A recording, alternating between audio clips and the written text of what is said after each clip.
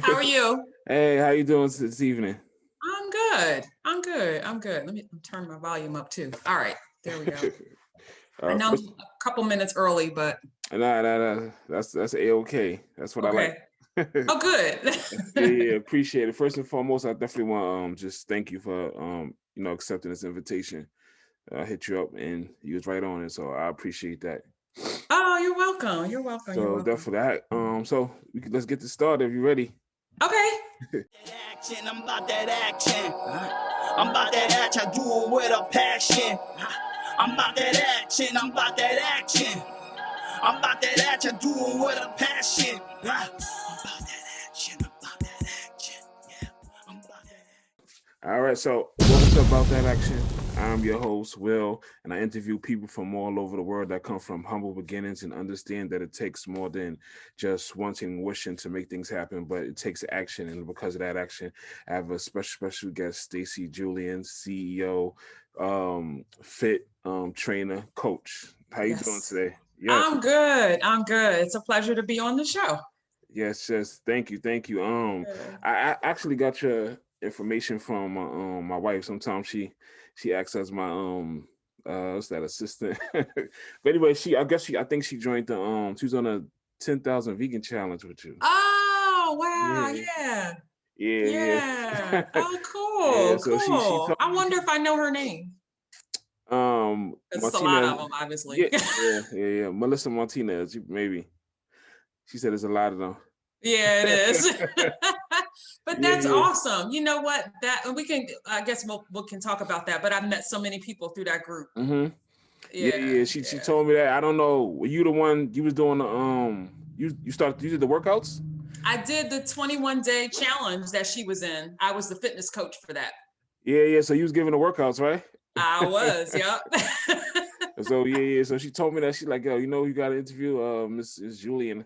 I went to your page and definitely was inspired and that's what I usually like to do. A lot of the people I interview and speak to, they have come from good backgrounds and they doing good things, but they each and last every one of y'all inspire me in some way, shape, or form. So Yeah. Yeah. definitely thank you.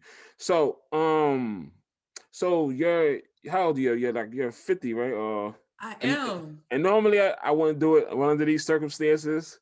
I hope you forgive. That's fine. I hope you yeah, definitely forgive me. So I remember when I was younger, it was 50 used to me 50 looked old Me and too. I remember being young. My grandmother died in around her 50s, and what I saw as being she was sick during her 50s and stuff like that. So how does that I guess how does that make you feel at this state in time and at your age right now that you're able to be 50 and feeling young and whatnot? Yeah, it feels great, but if I can be completely honest, I had to get used to the idea of it. I wasn't Mm-hmm. excited about 50 at all for a Mm-hmm. little while. I was nervous about turning 50. Like leaving my 40s was a huge deal, and it is for everybody who turns 50, but I see some people like, "Yay, I'm 50." And I was like, Mm-hmm. But then at some point, like all the people around me were turning 50, like people I went to high school with, all my Mm-hmm. friends are turning 50. And I got used to the idea of it. And at this point, I want to, like you kind of just touched on, I want to be the picture of what 50 is. It's Mm-hmm. healthy, it's alive, it's mobile, it's energy. So that's what I'm giving to people. And I have a lot of clients who are about to turn 50 who are looking at me like, I want to feel good at 50. I want to Right. feel good at 50. Right. I definitely think you and a lot of the people I definitely I guess change the narrative about what 50 is. Yep. In the US with all the health disparities like significant between blacks and whites, why do you think like we are at a higher rate of I guess diabetes, hypertension, and heart disease, and most of the time we're most likely to succumb to that, to die from it. Yeah. Why why why do you think So that? many reasons. Part of it is culture. Part of it is Mm, diet. A lot of it, unfortunately, we grapple with a lot of diet related conditions, things that could be changed and improved with a change in lifestyle, like diabetes, for example. So part of it is culture. Part of it is we're not taking care of ourselves. I mean, I think we are now more than ever before. Right. I think we are now, but we have years and generations of not going to doctors, not trusting doctors, not listening to doctors. Yeah, it's a combination of things. I think we're changing the narrative even on that. We're changing that too. Right. I think we're going to see those numbers drop. Like I'm hopeful and confident actually that we're going to see those numbers drop. Right. I like what you said about far as we definitely not trusting doctors and certain things like that. I mean, for some I guess for some situations, it might be rightfully so. A lot of times, and I know having conversations with Black females, a lot of y'all don't feel heard. Like a lot of times y'all going to the doctors, and there's a lot of Black women that died from it. A lot of them go to the doctors saying, I feel so and so and so this way, but the doctor telling you, no, you don't feel this way. You're good to go home. They go home, and unfortunately, they die. Yeah. So I think a lot of women are just scared. I think that's even more reason why there should be more Black men and more Black women doctors. And I think a lot of us are trying to go to Black people in the medical profession who look like us because we feel like we can trust them. Right. Do you think you just say culture and stuff, but do you think we are predisposed to them illnesses? Because I remember growing up, it was always this runs in your family. But do you think we're predisposed, or it's just one of those, it is 100% cultural? I think so. Now I don't have the background to really answer that with authority, but it does seem like we are predisposed to certain conditions. And then those lifestyle changes and, the mistrust in the medical community probably doesn't help that. I really do think it's a combination of factors. I really do. Do you think geography could play a role in that? It could be. Like, you mean like inner city versus suburbs, or? Exactly. It could be just because I'm originally from, where you from? I'm born in Philly. Okay. I spent time in Wilmington, Delaware too. So I was partly raised in Wilmington, Delaware, and now I'm in DC. So. Oh, and I was wanting to show you in DC because I'm in the DMV area as well. I'm originally from the Bronx. Okay.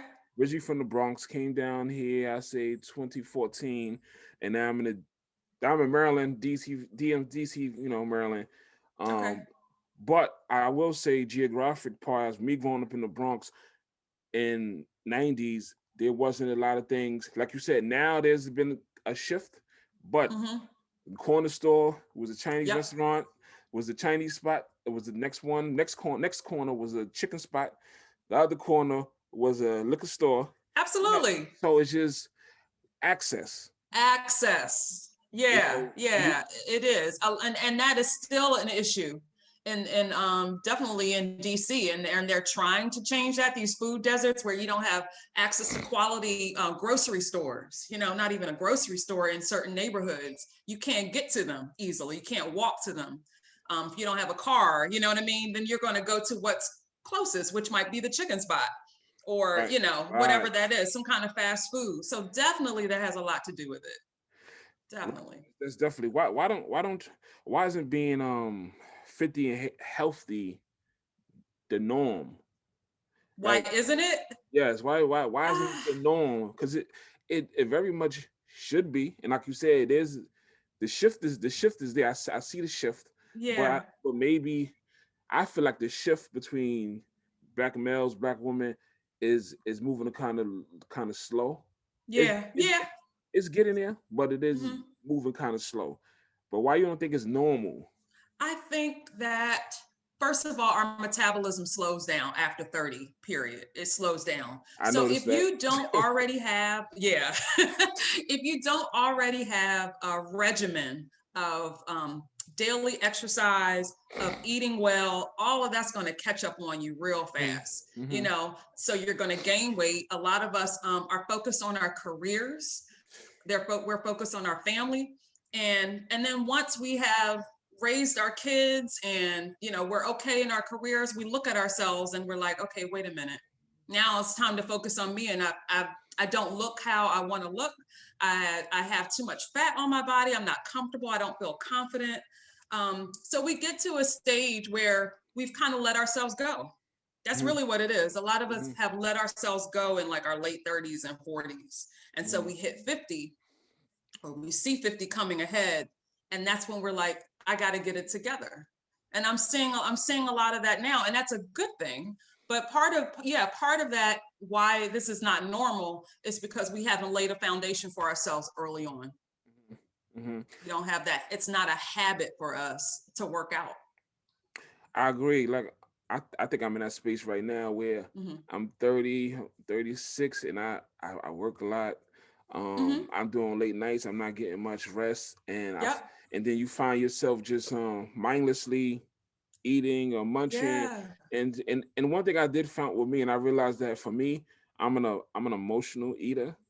Like, and so certain things, if I'm happy, I want to eat. If I'm feeling sad, I want to eat. And then before you know it, them habits turn into real lifestyles, and it's them little. You ever read the book? It's called The Compound Effect. He said, you definitely got to read that. He says, it's not that things don't happen in an instant. It's the little things, and you don't even you don't notice them. They're unnoticeable for maybe months or maybe years, and then one day you wake up, you're 60 pounds, or you wake up, you're in debt, or you wake up, you're out of a job because you really ain't been doing nothing, and you didn't notice it day to day, so it comes in and sneaks up on you. Yeah, I'm reading Atomic Habits. Yeah. With that one too? Yes, I didn't get a chance to read it though, but I saw like one of your interviews. I heard that you was reading it. Yeah, I'm really enjoying it, and he touches on the same thing, and it's absolutely true. It's like we mindlessly snack, and we feel like, oh, I'm just going to have this little thing, but then we're doing that every day.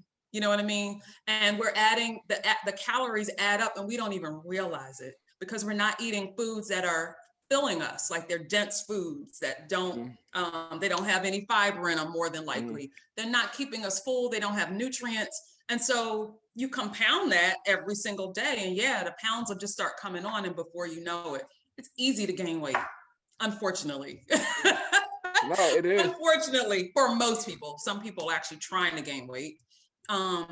It's losing it is the tougher part. It's doing that work. It's doing that work to change the way you eat. It is. And I have a group on Facebook, and a lot of them are from that Vegan Women Challenge, actually.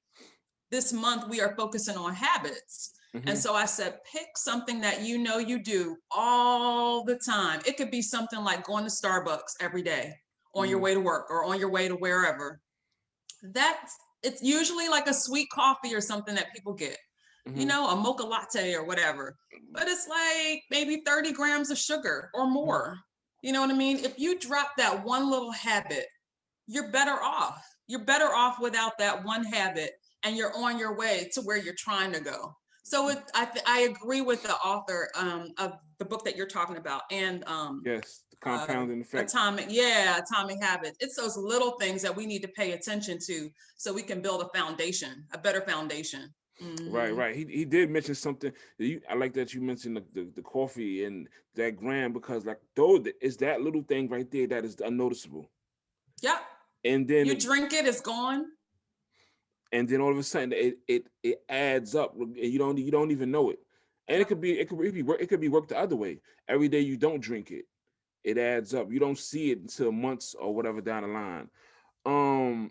Even the sleep. You mentioned sleep. Perfect. Perfect. Yeah. That's good. How do we optimize that, like rest and sleep? Because a lot of us are. I'm not single, but between working and coming home, dealing with my child. So being a worker, being a husband, being a father, being a provider, and still have to get home and get rest and stuff like that. Half the time I'm getting maybe 3 hours of sleep. And we working, and it's almost the norm. I'm getting 3 to 4 hours of sleep on the daily. Wow. But I can see where is not being beneficial for your body. And I think when people chasing this health journey, we overlook rest, and we overlook sleep. Absolutely. We don't think it matters. No, absolutely not. And I am completely guilty. So the habit that I chose this month, along with my squad, was to turn off my laptop, because I will watch Netflix after like I put my son to sleep. I'm like, I want to watch one of my shows. I need some kind of escape from my whole day, you know. So That's how I feel. but I will stay up late and watch, you know, TV, knowing that I got to be up for a client at like 6 a.m. So I'll be up at like 12:30, 1 o'clock, sometimes, oh my God, 2, which is ridiculous. So this past week, I didn't do that. I read my book, cool. Like a chapter from my book, and then I went to bed. So I think we have to change the norm that you mentioned. Like you have to look at your schedule and say, okay, how can I adjust my schedule so I can get to bed earlier? And it may be sacrificing something that you're doing in the evening, you know? Yeah. And I do think, like I said, about the health, we have to put that in the forefront too, because so many people don't look at it as equal as working out or eating right to optimize your health. Like we kind of overlook it. Oh, it's just sleep. It's just that, you know. Do. And we try to operate on 2, 3, 4 hours of sleep, and that's the compound effect. Eventually, your body will shut down. We get sick more and stuff like that. Yeah, and it's definitely connected. It's definitely, you know, lack of sleep is connected to weight gain. You're not even in your right mind, but you don't realize it. You know what I mean? You're not operating at 100%, so you're not even making the best decisions for yourself that day after you've had a few hours of sleep. So you haven't probably planned out what you're going to eat for the day, so you're making quick choices, but not thoughtful choices. So it's all related, like you said, and we're not paying attention to things like that. And self-care, sleep, self-care, the quiet time, you know, quiet time away from work and family is really important. Yeah. But I think the way you know, where America's set up, the way it sets up, we almost feel like if you're not working, you're not being productive, which is false. Which is false. Which is like, you know, like we don't even put rest. You know, other cultures, they equate more rest in there. You know, you don't have to work 7 hours. I mean, you don't have to work 7 days a week for 16 hours. And there's some people that really have 2 and 3 jobs. It's crazy. You talk something about habits, like you were just talking about. Do you think it's realistic to say we can change a habit in, say, 30 days? I think you can get closer to changing that habit than if you didn't do it at all. Okay. So I think 30 days is enough time to connect your mind with what you're doing. Will you be fully there? No, but I definitely think it's enough to get into at least a routine, to see how your body feels or whatever it is that you're trying to do, to see that you can do it. You know what I mean? I think you have to see that you can stay away from that one thing or do that one thing. Because for some people, it's exercise. Like their habit is they don't exercise, so they want to exercise more. But I do think like after 30 days, like you could see if you're able to do it. You know? Right. Yeah. So you compete? You still compete? I don't. But you know what? I was in the gym yesterday and I got a little something in my brain like I get like a tingle sometimes, like maybe I should, but no, I stopped. I train competitors now. Yeah. Did was there ever a time, I guess, you felt like your age or whatever was holding you back? Definitely. The last couple of shows that I did, I knew going in that I'm going to be around a lot of younger competitors. And so that definitely my mind was playing with me. And I was like, maybe I'm not ready for this. Maybe this is something I can't do. Even though I've been to shows when I was younger, I went to shows and I saw older competitors. But yeah, in my mind, I kind of had to really talk to my coach about how I was feeling at that moment. And I needed him to really tell me and show me that my body was at 100%. And I was ready to get on stage at that point. And it didn't matter who I was competing with, because I was competing against myself. And I looked better at that age than I did previous shows in my 30s. I looked way better. I had more muscle. I was leaner.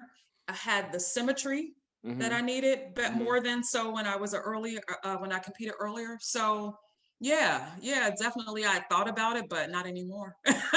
Right. Yeah, not anymore. I love that you said is you competing with yourself. Because I think a situation like that, your mind really could play tricks with you. And Definitely. And once you feel defeated, you defeated. And once you go in there feeling like, oh no, looking around like, then you automatically defeated. Yep, and it shows. It shows on stage. It shows on stage. You have to look confident. Yeah, you got to go out there like, I did all the work that I was supposed to do. This is what I have right here, and you have to show them that how confident you are, and that plays into your scores. It does. It does. Yeah. So, did you grow up in I guess health fitness type of conscious home? No. My whole family would laugh at that right now. No, I did not at all. My mom was an excellent cook, but she was also, old school cook. She cooked with Crisco and, all of that stuff. We ate a lot of fried chicken, and she still like makes the best macaroni and cheese in our family, and she can't come to any function without it. So no, my family, not really. My mom wasn't very active. My dad, when I was much, much, much younger, he was a swimmer and he played some tennis. But even though after a while, like, he focused on work and, unfortunately, gained weight and everything. No, it's something that I got into on my own. I got into my own, and I'm always trying to encourage my family. And I feel like I'm making maybe a difference now, but before, we go in one ear and out, out the other. Yeah. So I just try to be an example as much as I can and inspire them. No, definitely great. So how long do you say you've been on your journey with this? I would say hard, strong, probably in my early 30s. Yeah, my early 30s. I started like working out, what I thought was serious, but it really wasn't until I really started training for a show. But going to the gym on a regular basis was important to me. And I feel like I've always been kind of health conscious, even though like when I was in college and stuff, I ate awful. But I was always aware that like being healthy was important. So I was very active in things. I was always very, very active. And I was never the one to say, I don't want to play softball. I would jump into whatever anybody was doing. I was just that kind of person. But in my 30s, I started going to the gym on a regular basis. And I met a woman who became my coach for my first show, because she thought I had the genetic, makeup to do a figure show. And so that just changed the whole game for me. Like, lifting weights was a huge game changer for me, because I was just doing elliptical machine and the cardio stuff, right? Like a lot of women do. Stuff. We just go on and we do that. Yeah. You said you thought you was training until you found out you had to compete train. What's the difference? Totally different. Again, I had never touched the weights. Like, I wouldn't even go into the weight room. I think most women, I ain't mean to cut you off, I'm sorry. No, it's okay. Well, most women feel that way, because even my wife, I'm like, you can use the weights. I don't want to get bulky. I don't want to have any muscles. That's my big thing. I don't want to see any muscles. I'm like, there's plenty of women that do it that don't walk around looking big and bulky. Yeah. We can't bulk up without help. Like female bodybuilders are on a whole different regimen than what your wife or I would be doing, like completely different. There's supplements involved and all kinds of stuff to get them those massive muscles. But you do have to lift heavier. And I'm always trying to tell women, if you lift a 10-pound dumbbell, you are not going to get bulky, but you'll get toned. And a lot of women want the toned arms. They just don't want to have big muscles. They want tone, but that requires lifting a little heavier and doing it on a consistent basis. Yeah. So that's what changed for me. Pushing heavier weight, getting on a leg press for the first time. That was a huge deal. doing Wow. push-ups. Like what? Yeah. Push-ups. Right. What you need Yeah. push-ups for? Yeah. Yeah. What is something that you learned along the way that you wish you'd learned sooner? And I would. Okay. I don't know. So I heard a noise in my house. That's That that I wish I 911 on had speed learned dial, soon. right? I know. I hope that's the 9-year-old. Something that I wish I had learned sooner. I probably started exercising at a good time, but I wish I had learned more about the nutrition piece earlier on. Mm-hmm. When I say I ate awful, I ate awful. And had I kept on that route, I wouldn't look a thing like this. Mm-hmm. But I wish I had learned more about nutrition, but my parents didn't know. Yeah, my parents didn't know, so how could they tell me anything about it? But I wish I had known more about it growing up. I would have drank more water. I would have made sure I had more vegetables in my meals. I would have got more nutrients in my meals for sure. And that may have had an effect on some of the, not to get all in my business, but like other conditions that women have that are like, that they say are diet related, or food related. Maybe I wouldn't have had some of those conditions. Who knows? But I wish I had. Yeah. No, definitely. I would have competed earlier too. Had Oh, I wow. been introduced to it in my 20s, absolutely. Yeah. What made you, I guess, really wanted to get into the fitness though? Like into the competing and Yeah. getting healthier. Yeah. Part of it was the excitement of something new. Mm-hmm. At the time, I was in a weird place with a relationship, Mm-hmm. like not happy. Yeah. And literally going to the gym was a way to get away from that also, even though, I'd get my workout in, but it was also like a little sanctuary for me. And I didn't have to think about the other stuff that was going on in my life. So it was kind of a distraction, but I was excited about it because I'd never heard of it before. And she became a really good friend and she was an excellent coach. But yeah, it was the excitement around it. I was nervous. I think my first show, I placed fourth. I placed fourth, but she was like, top 5 is good. So I learned that being in the top 5 was a big deal. But I placed fourth, but it was just pretty awesome just to see my body change. Once you see that transformation, you can get hooked on it after that. And then I wanted to see what else I could do. I wanted to see where I could go with it. And I did it off and on really over, 13 years off and on. Is it so is it like replacing one habit for a healthy one? That's essentially what you. Yeah, kind of. Yeah, I think so. I think that people definitely can get addicted to it if you love the process. Like I really love the process of the training. The diet is bonkers, it's crazy and very regimented and very strict, like restrictive with your foods, and that is hard. But even that process, like once you get in it and you're in a zone, like you can't tell me nothing about nothing. I'm eating this, I'm going to the gym, I'm putting in my work. So I love that process of it too. And if you can love the process of any goal that you're trying to achieve, and I tell that to the people that I work out that I train also, who are not going on stage, but are just trying to lose weight or just trying to gain muscle. You got to love the process.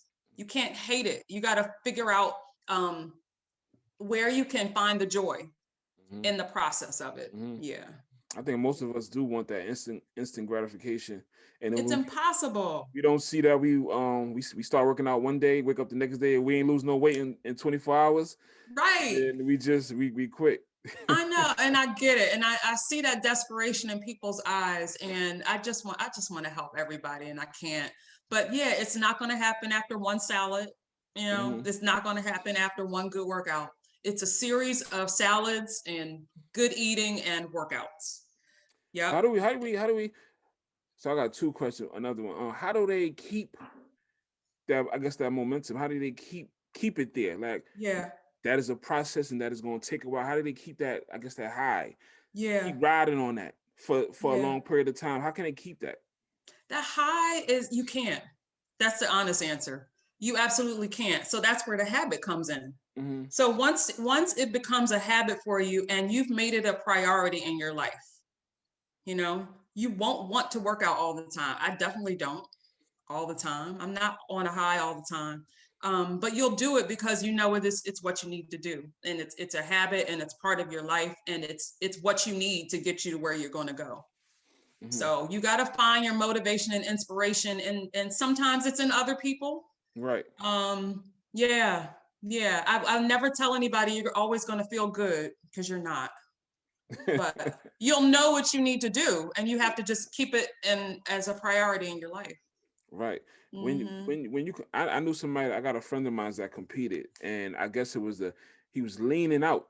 Like, I mean, Yep. he was like, he went from, I think, from like 250 to about like 170. It was just crazy, but he was leaning out. But I guess he told me the struggle was with, I know, yeah, people in your household lifestyle doesn't change, right? So Right.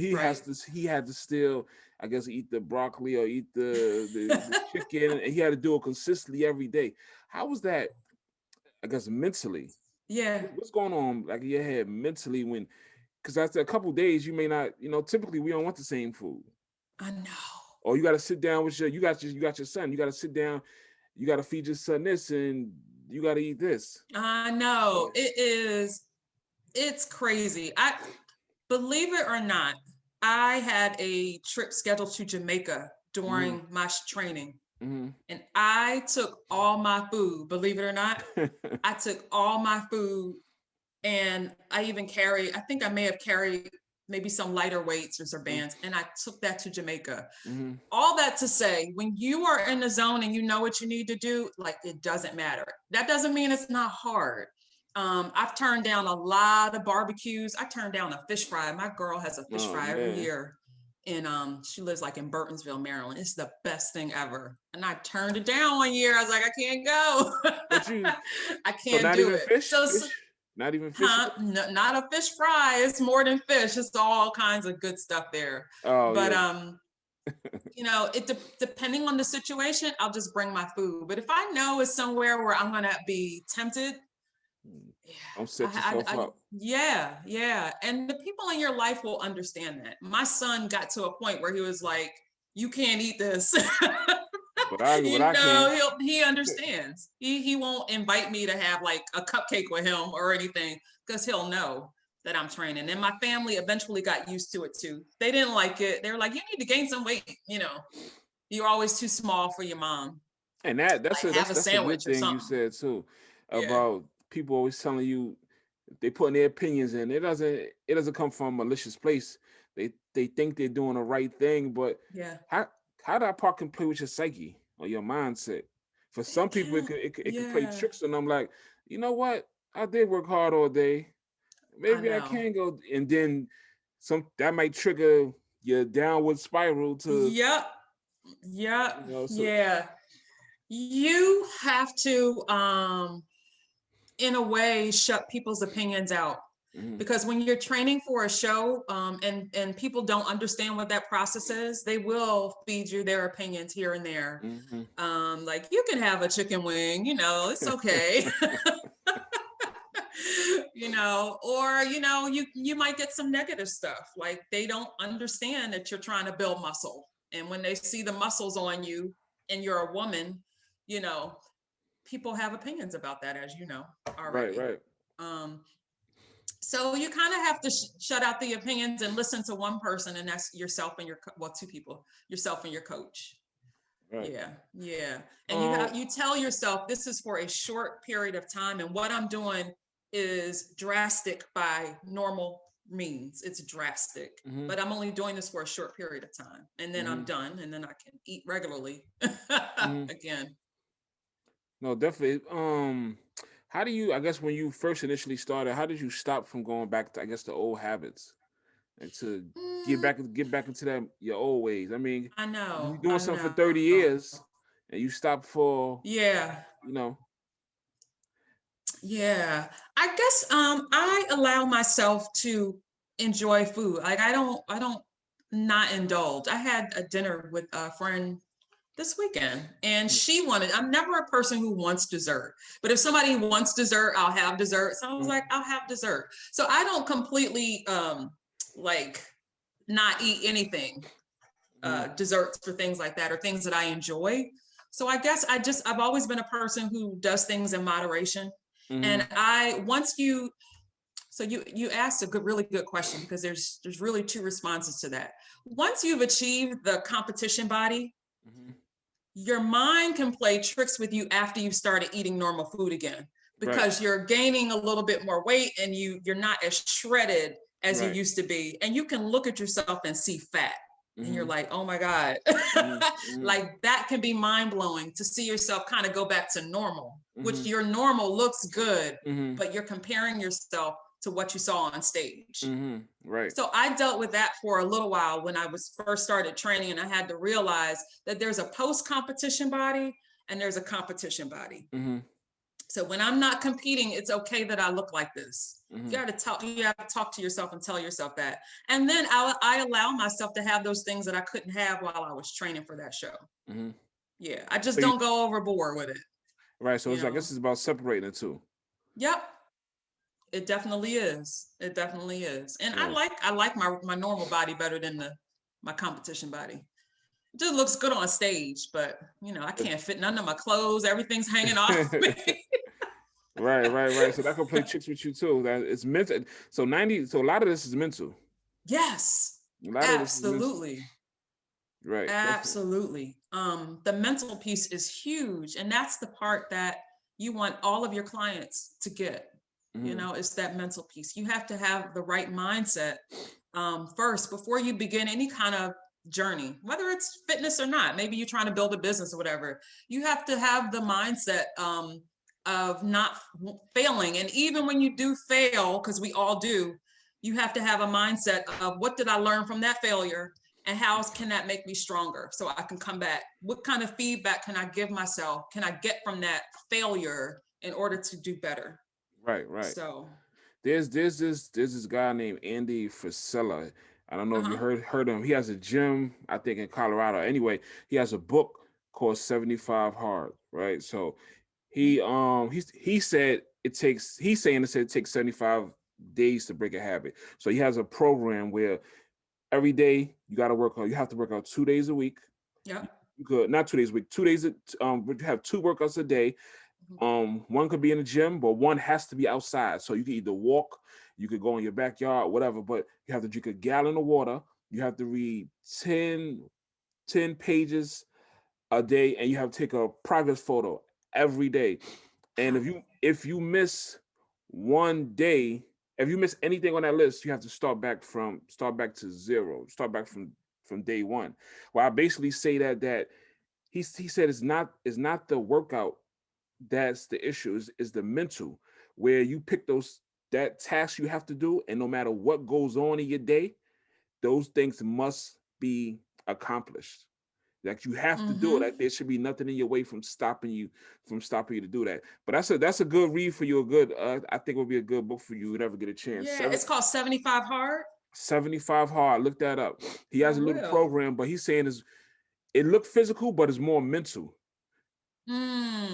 Because he want to put you in a space where no matter what goes on in your day, and you have from 12 a.m. to 11:59 p.m. to complete everything.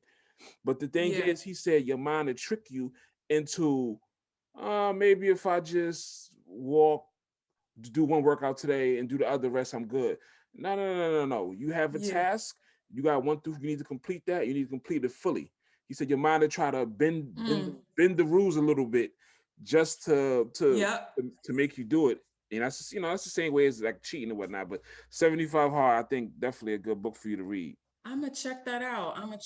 Yeah, we are often giving ourselves an out and coming up with the smallest excuses not to do what we need to do. Yeah, and that's his main thing about it. Like you have to do it. He don't care about what's going on. And he said when you it's a voice in your head. He called it something else, but there's a voice in your head that's telling you finding excuses for you. when you push into greatness and you pushing to do what you got to do, and we gotta find a way to take control, because that's what it is. Yeah. Because sometimes it'll take control of us, or our Absolutely. emotions will take control of us, and we'll let go, or we'll try to tweak it. Mm-hmm. Yeah, it's no moving. Yeah. On your IG headline, right? Mm-hmm. You said, I help people in their prime of their lives create healthy habits for long-term success. Yeah. Why are they prime? Because that is the audience that I definitely resonate with. Mm-hmm. They are majority women Mm-hmm. in their 40s, Okay. who, again, and we talked about this group before, who are literally just trying to get on track.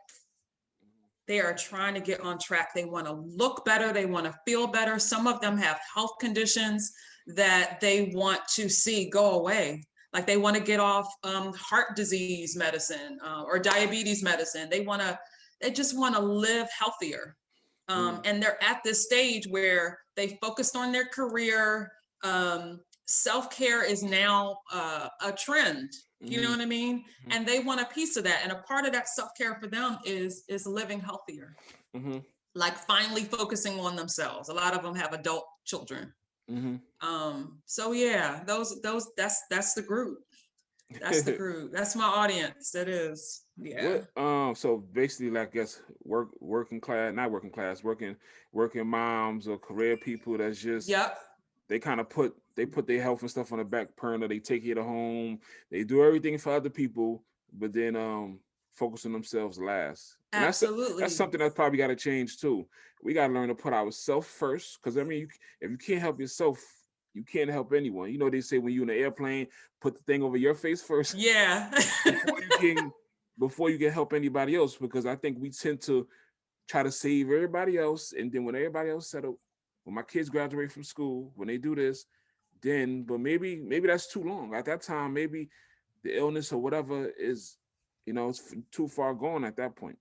Yeah, and I see that in my family. I and my mom is she's awesome. Mm-hmm. But I wish she was that person. She was a career woman. Like she worked a 9 to 5. She was an HR manager in Philly, but she worked and she took care of me and my sister. And I can't remember a time when she took care of herself. Right. I literally can't think of times when she was doing something that was just about her. She was all about family. And now, like, I want her to at least try to create some healthier habits for herself, even if it's just going for a walk every day.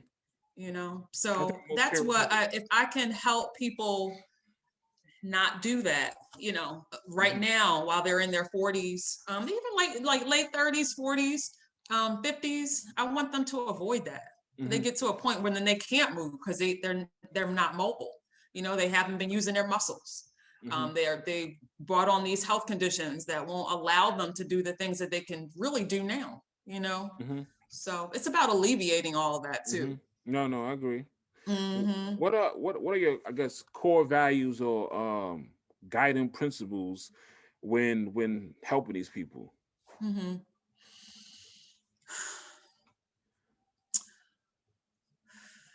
I think for me, it's about caring about yourself. And that's an important conversation that I have with people that I take on. I try to get to the heart of that in my groups, but definitely on my one-on-one, like the caring about yourself and fighting for yourself every day is important, whether that's in your own personal situations, but definitely for your health. Like, do this because you care about yourself and you want to do better. And then everything else is about just being consistent. I'm not hard on people. Like, if you tell me you had a cheat day and, oh, I ate a cupcake today, I'm gonna say, okay, but how did that help you? I'm not gonna make you feel bad about it, but how did it help you? So it's about creating those healthier habits, making smart choices, and then being consistent about it. But at the top of everything, it is caring and loving about yourself enough to fight for your own health. Fight for your goals, whatever that is. Fight for your life. Yeah, It fight for might your be for your life. life. Yep. It definitely Yep. might be Fight for your your life. life. Right. Yeah. You mentioned in the interview about, I guess, getting unstuck, right? Mhm. And that it was bigger than working it out. It was about helping them. Yep. But what part of that actually helps you? Getting them unstuck. Yeah. Yeah. What? Yeah. I mean, there's a joy in being able to see somebody thrive. Mm-hmm. Yeah, I love it. Um, I have a coaching client right now who she wants to lose 100 pounds and she's lost 12, so far. And we are jumping for joy over that 12. Like every Mm, pound is an accomplishment. mm, Every pound is an accomplishment. And when I see her face, she's not looking at that end goal right now. She's looking at, look what I'm accomplishing, and I'm being mm, accountable to somebody. And I'm glad that I'm that partner for her. So mm. for me, it's the joy in just seeing people move and accomplish goals, small and big. When I get a text message from people telling me that they worked out today, like that brings me joy. Yeah. I think we don't Mm-hmm. realize how much of 5 pounds actually is. Have you ever saw a picture? I guess they have it on Instagram where they have the pencil, they have something, then they have a bag of how 5 pounds actually look like. 5 pounds is actually a significant amount, and I think we don't realize it. Some people, we see 5 pounds and it's just like, oh, just 5 pounds, but Yeah. it's actually, when you see it in physical form, it's actually a lot. Mm-hmm. It is. It's It actually is. It it's actually a is. lot. What's the benefits of, I guess, working with a coach? One, the accountability. Mm-hmm. Two, people want to be heard. They really Mm-hmm. do. Like they're going through stuff at home and they want to be heard. So I'm not a therapist by any means, but I can certainly be an ear for somebody and listen to whatever their situation is and come up with some strategies, and kind of show them how what they're going through connects to these health goals that they have. And that could be the reason why they're stuck because they're going through this. Mm-hmm. Mm-hmm. So helping them kind of deal with whatever stress that they're going through, Mm-hmm. and knowing when I'm not in my lane. Like if I see that you need more help than me, then I'm going to make a recommendation Mm-hmm. for you. But I think people need the accountability. They need somebody to motivate them and inspire them. You need a coach who's going to walk the walk with you. So I'm not going to tell you to do anything that I'm not doing. Right. Yeah. And I'm gonna be in that struggle with you. They want somebody to be in the struggle with them and be able to cheer them on when they lose that 5 pounds. Right. you No. know? Yeah. Right. It's one of the things, you ever heard of a peak performance partner? Is similar to, I guess, a coach. Is just Okay. is a I guess is a person that's in the same, I guess, doing the same thing you doing, but want to see you achieve anything you're trying to achieve at the highest level. And basically they hold you accountable, and also give you that push when you need it. So Yeah. yeah, Yeah, you definitely need somebody to push you beyond, because even my workouts don't look like what my workout coach would give me. right, Like he's way tougher on me than I would be on myself. right, So yeah, we definitely need somebody who's going to just push us out of that comfort zone just a little bit. Because that's where the improvement is. right. And sometimes it That's could where be the a improvement is. it can be a wife, it could be a husband. Because for me and my wife we was each other, especially during the summer. She didn't want to Hmm. get up and work out, but I did. Now come Yeah. on, we gonna go. I ain't want to work out, but she did. She like, nah, we gonna go. And Yeah. that's one of the best things, knowing that Hmm. we both not feel like going every day, but it's gonna be a day I want to go and you don't want to, or vice versa. And when that day come, I'm gonna push you, and you gonna push me, and we gonna go there. We got goals to do. We got goals to. Yeah. So your accountability partner or your coach or your therapist could be Yeah. right next to you or live with you That's so true. That's so true. in And some that's form. beautiful that y'all like inspire each other and I get each other up when you need to. I mean, we had to. Our gym, we go to the gym about, I think it's like 3 miles. 3 miles. We could drive there, but I said, you know what? We're gonna walk there, go Hmm. work out, and we're gonna Hmm. walk back. And we Yeah. did that the whole summer. Yeah. Work out for an hour and walk back. And you don't understand how much of an impact, and I tell people this all the time, impact just walking. Walking is really good, Yes. and that's another compound effect. Like you don't understand how, and it's light. Is you don't have to be out of breath. You can Nope. gradually, you can talk on your phone, you can listen to Yep. music, and there's so many benefits of that. It is. It is. It's something that that the majority of us can do. Easy without a problem. Yep. Right. Doesn't require any equipment. Mm-mm. Nah, not You at know, you all. might need a hat and a coat, but other than that, And I love it. So, achievement or fulfillment? Well, versus fulfillment. What it Mm, mm. Fulfillment. I think the achievement can give you fulfillment. mm-hmm. That's a tough one. Fulfillment, I guess, because I think you need to be content mm-hmm. at the end of the day. Mm-hmm. Yeah, and that could look different for everybody, obviously, but I think fulfillment says happiness to me. Right, right. Mm-hmm. Mm-hmm. What Yeah. what what is more important? Physical fitness or nutrition? You probably touched on it too. Ah, nutrition, but both. That's hard too. mm-hmm. Um, I'm gonna say nutrition over fitness because I think food is medicine, can be medicine. Mm-hmm. Um, but you need to be able to be mobile too. So that's tough. We got to get around. You got to get around. But I think food can be healing. Whole foods, plant foods are healing. So that nutrition piece is probably weightier than the Mm-hmm. fitness. No, I agree. It's almost like they said, a poor diet it definitely could ruin a great workout. You can Absolutely. you And can you go can't, let me say this. I know y'all heard it before. You cannot outwork a poor diet. You cannot. You right. can't work it off. You can't. You can't. It's I've impossible unless you're on like the Biggest Loser and your whole job is working out all day long. But you can't burn off those calories. It's impossible. It's an awful cycle that a lot of us on. Like we eat poorly and then we try to work it off.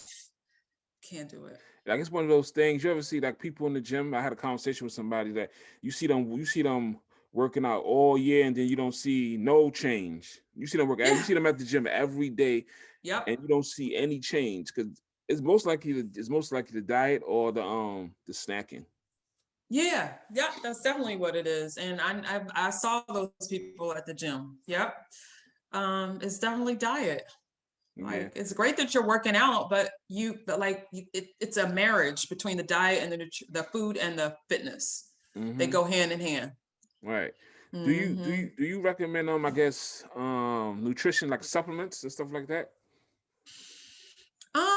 I think it depends on your needs. Mm-hmm. I only use a protein Mm-hmm. supplement right now. Mm-hmm. So I personally wouldn't recommend them, but it depends on the person's needs. I prefer real food over everything, Mm-hmm. but I know when you're competing, sometimes you need extra Mm-hmm. supplements, vitamins and things like that Mm-hmm. are okay. Mm-hmm. But yeah, I mean, if you can get it from real food, that's the first option. Mm-hmm. Don't Yeah. they have some plant-based ones as well now, right? Proteins. Yeah. Yeah, Mm-hmm. yeah, they do. And you know what, honestly, I am trying out plant-based protein ways, and a lot of them are Mm-hmm. awful. But Yeah. like I have two in my cupboard right now, and I'm like, It's gonna be a while before you finish that. I know. You know what? And part of it is because I'm really a protein powder and water person. Like Mm-hmm. I do smoothies, but if I just want protein, like Mm-hmm. I want to be able to just put water in and drink it. And if it doesn't taste good, I struggle. I struggle with it. And the ones that taste the best to me so far right now, the ones that are not plant-based, like the whey protein. So I'm looking for a really good one if anybody has any good suggestions. Yeah. What are some I guess trainer qualities someone that's looking for a trainer they should be looking for, or the questions they Hmm. should be asking a potential trainer that they want. Hmm. Well, you want to ask them about their experience. Mm-hmm. Ask them what a question you asked me, sort of what are your values as a trainer? Mm-hmm. Like what kind of trainer are you, and what's your personality type? What do you bring to the table? What can you do for me? Ask that trainer what they can do for you. And see if you mesh with that person, because sometimes it's just a personality a conflict. Yeah. Sometimes, it's definitely you may not, that trainer may not be the best person for you because you won't get along with that person. Some trainers are just kind of tough. They have like a tough mentality. Like, I'm not a no pain, no gain kind of trainer. I don't want people to, I want you to be sore, but I don't want you to not be able to walk either. Right. So yeah, find out what kind of trainer that person is, and definitely if they have referrals, people that you can talk to that they've trained. Let's see. Yeah. Ask them, kind of find out sort of what their mentality is. Yeah, and find out what their experience is all about. Yeah, definitely. How do you feel about I know it's been recently been a lot of, I guess, controversy about maybe bigger women, bigger people, they loving their skin. I mean, not loving their skin, loving their body, Right. but also understanding the risk factors of being maybe overweight. Like body positive, these body positive Yeah. So models. even like the I think it was like a year ago, the artist Lizzo, she talked a lot about loving her body and loving she in, but at the flip side is that you still may be unhealthy. You still might be at risk factors. How do we? Because I guess that's a thin line. It You is. want to promote it, but you also like, it's still not healthy. How do we, I guess, deal with that? It is. Or how can we help And women do that? Yeah, it is, because I remember, and you still see a lot of body positive models coming out. For me, you need to be healthy. And if Lizzo's doctor says you are completely healthy, your numbers look good, you don't need to lose any weight, I'm good. But if he or she is saying you need to get some fat away from your heart, okay, you know what I mean? You need to lose some weight in your midsection for your health. And I think, you have to be able to put the hashtag body positive aside and at least do some things that are good for your health. I think people should love their bodies. I think women should love their bodies. I think you should be able to look in the mirror and feel good about yourself. And if that means you're 30 pounds overweight, I think that's a great thing. However, you still have to pay attention to your health at the end of the day. No, I definitely agree. Yeah. I read an article and it mentioned about that Americans never, I guess Americans never feel hungry, right? Like most of us never went 24 to 48 hours without food. Like, and if they did, what we experience is mostly cravings. Not that we ever been hungry or never been hunger. I guess, what's your thoughts on, I guess, fasting and the benefits or whatnot for that? I think there's a place for it. I have done intermittent fasting before, and I used to actually do it quite a bit. Like I would do it as part of my trainings. So starting to eat at one time and ending by like 5:00 p.m. in the evening. And I do think that it's helpful, and it's a helpful way to control calories. I don't think it's something that you do long term. I think intermittent fasting is okay, but regular fasting, like just not eating at all, I think we need to be careful about it. I think there's a place for it. I know some people do it for spiritual reasons, and that makes sense. That makes sense to me.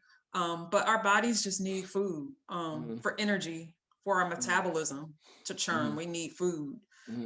So I think we should definitely focus on the nutrients and getting those nutrients in every day, and not think fasting is a way just to lose weight.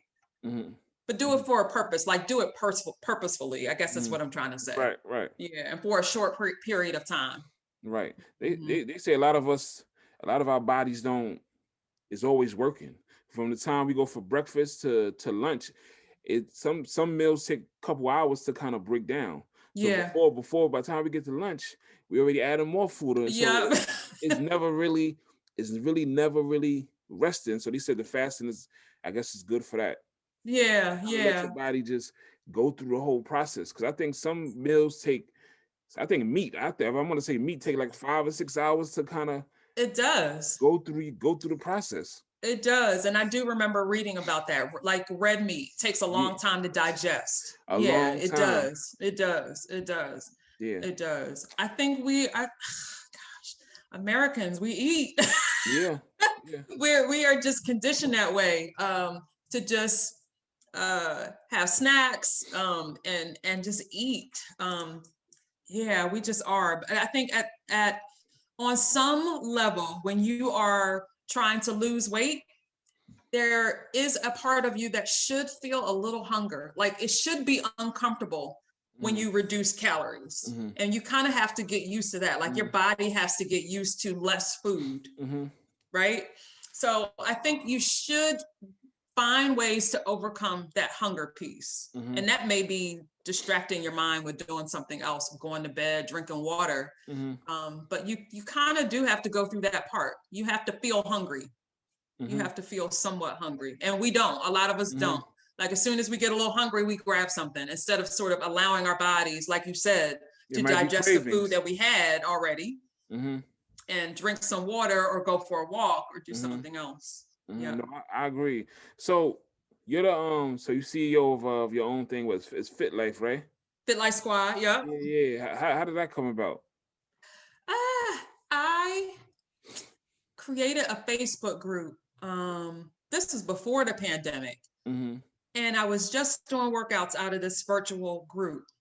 And it wasn't even a lot of women in it. I started off with like 20 women, and then it kind of dwindled down to a good maybe 10. And then at some point I had like 5 diehard women in there. And that was the name that I came up with the group. I wanted them to think of what we were doing as building a fit lifestyle. Like, cause it's more than just the workouts. We're always talking about nutrition. I do challenges with them. To just kind of keep them motivated. We talk about the stressors in our lives that have us running to certain comfort foods, things like that. So it's more than just the workouts. After the vegan challenge, my group grew. It grew. And so now I have about 40 people in there. Oh, good. Yeah. And so I expanded it out of the Facebook group. I expanded that to my whole business. So the women that I train personal one-on-one or a small group, they're all part of the Fit Life Squad. Yeah. And for me, it's about building community. And here's my son here who's trying to, yes, fine. Can I help you? Look, I'm about to put you on the spot. What's up? We're talking. This is a show. All right. So, yeah. So I love the idea of a community coming together, people on the same mission, different goals, but same mission, working together and encouraging each other, motivating each other. That's the squad. Definitely. So so I heard that you're still vegan, right? Yes. I'm struggling, no worries. I'm struggling. Yes, I am. I started in October with did your wife start in October or was she already vegan? I believe she started that during that time. Okay. So that's when I started too. The whole house gotta be vegan now, I guess. Huh? I'm gonna say my whole house gotta be vegan now.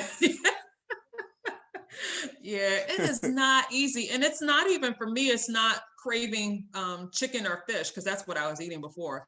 I don't even actually crave it. It's more so being creative with my meals, making sure I'm getting enough protein through my plant-based sources. And I don't always feel like I am. So I don't feel like I've nailed it yet, but I'm still on it. So how do you incorporate, I guess, that with your son? Yes, I do. He's kind of off and on it, but he'll have like a day where he won't have any meat or anything. And he's really just a chicken. He's a chicken guy, and he'll do it. He used to do turkey burgers. I don't know where he went. He used to do turkey burgers, but he doesn't anymore. Yeah, so some days he'll just have like sweet potato fries and vegetables. Today he had like string beans and rice. So he doesn't need it. Mm-hmm. But yeah, some days he'll do it with me. Some days he wants like a chicken sandwich. Right, But right. he definitely is down for it, and he's open to trying a Mm-hmm. lot of the things that I'm trying now, which I love. Well, I think like, 'cause since this happened, I tell you, my wife been going vegan crazy, and Okay. some of the food I've tasted, even some of the desserts, actually, they taste good. But I Yeah. think it takes the process to make it. It takes a little because you got to find these ingredients now. Yeah, it's a Yeah. lot more work.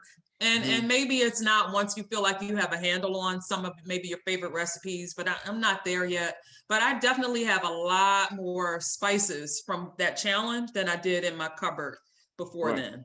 So it's opened me up to a lot of new things. I got soy in my kitchen here. I'm gonna do something with it. I don't even know what.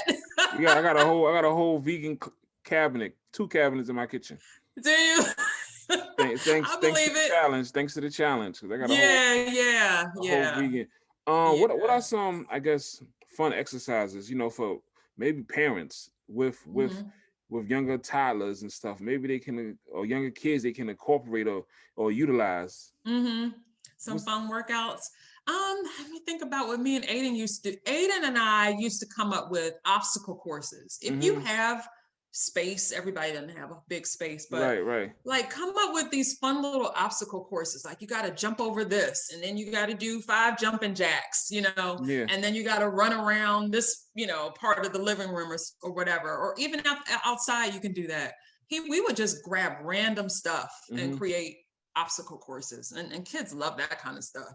Right. You ever did Spartan race? Some Spartan races? I want to. I did a warrior dash.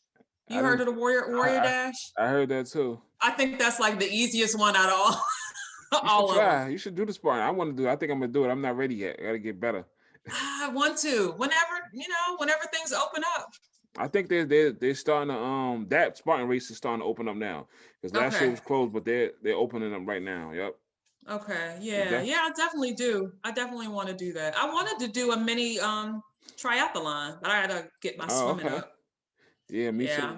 I'm just okay. So Women History Month just passed. Like, what woman has been, I guess, influential to you? So many. I got a lot of women. Gosh, the women around me are pretty amazing, Maurice. They really are. They're all go-getters in their own right. They're all doing different things, different paths, but they're ambitious and confident. And not only that, but they support you and they cheer you on. And those are the kind of people you want in your corner. People who are going to build you up too. And they're just there for you. They're resourceful. I love people who are go-getters, but are also pulling people up with them. And those are the people I'm surrounded by. My mom included. She was kind of the first woman I saw like that. And she didn't take care of herself enough for me. And I want her to start doing that. But she was always there for other people as she was climbing the ladder at work. She was always there for other people. And so I feel like I've surrounded myself with women like that in my life. And I'm that person too. I'm that person for them as well. So yeah. If you could have one superpower, what would that be?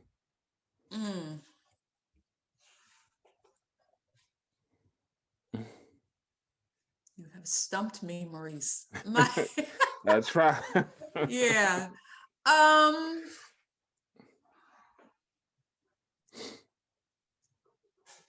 My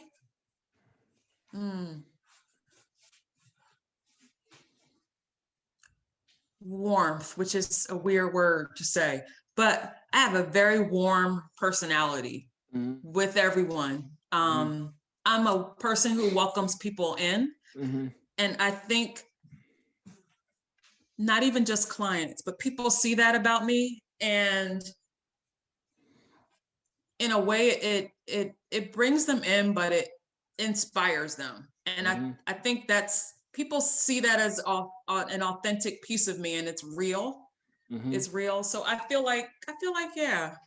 I want to say, yeah, I'm strong. Mm-hmm. But that's not so much it. It's that yeah. I feel like I'm just a very warm, genuine person Mm-hmm. who engages people and just tries to just be there for Mm-hmm. people every step of the way. So Mm-hmm. this part I like to do the this or that question. This is gonna be Mm-hmm. the fitness edition. Okay. Cardio or strength training? Strength training. Upper or lower body? Lower. Water or sport drinks? Definitely water. Um, Definitely water. Stretch before or after workout? After. Recovery. After. Eat before or after? After. Recovery. Burpees or squats? Burpees. I really hate And I burpees. love both. I really hate burpees like that. Every time I go to the gym, we do that CrossFit. I hate burpees. Like, I know. really hate something. And they just want you to do 50, 40. I'm like, man, I hate them. I know. I hate them if I had to do like 50. But yeah, I love burpees because they incorporate the squat too. You think about it, there's a squat and a burpee. I really hate them. Yeah. Plank or crunches? Plank. Leg day or arm day? I love leg day. I love leg day. You like working in a group or being solo?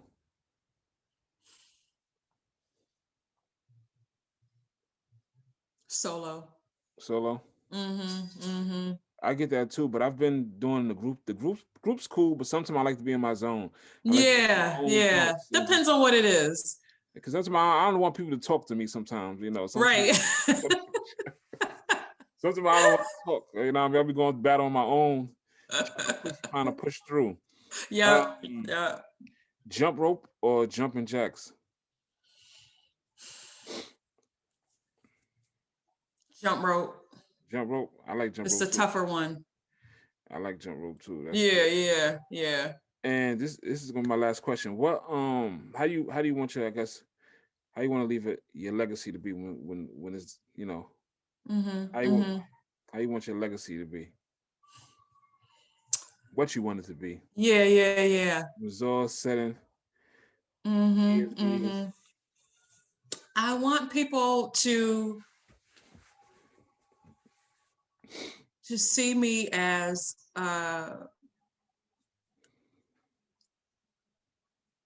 the partner that they needed to get them unstuck, the person who inspired them, motivated, and helped them pull out of the situation that they were in to reach their goals. I want to be seen as somebody who brought people together as a community and made that community healthier. Yeah. Definitely. Well, I want to just thank you again for doing this. I definitely appreciate you. Definitely. This was fun. This is fun. Great questions. Great questions. I try. Yeah. So please let them know. Let my viewers know. I guess where they can find you if they want to join any challenges and stuff like that. Just let them know where to find you. Sure. So on Facebook, the Fit Life Squad, and on Instagram, Fit Squad Fit Life. Fit Squad Fit Life. So I do workouts Monday, Wednesdays, and Fridays via Facebook, and I have a class called Hit Fix that's in the evenings. And I did that for these evening workout people. That's not me. I'm a morning person, but I'm actually getting used to it and I'm enjoying it. So yeah. Thank you. And again, make sure y'all please subscribe. YouTube channel About That Action TV. Catch me on IG. I am About That Action, and make sure you please comment, subscribe, share. Thank you. And then once again, thank you. You're in the DMV area. I'm sure we'll cross each other's paths. I didn't even. I hope so. Tell your wife I said hello, please. Oh yeah. I will do. Yeah. Thank you. Have a good night. You too. All right. Bye-bye. I'm about that action. I'm about that action. I do it with a passion. I'm about that action. I'm about that action, do it with a passion. I'm about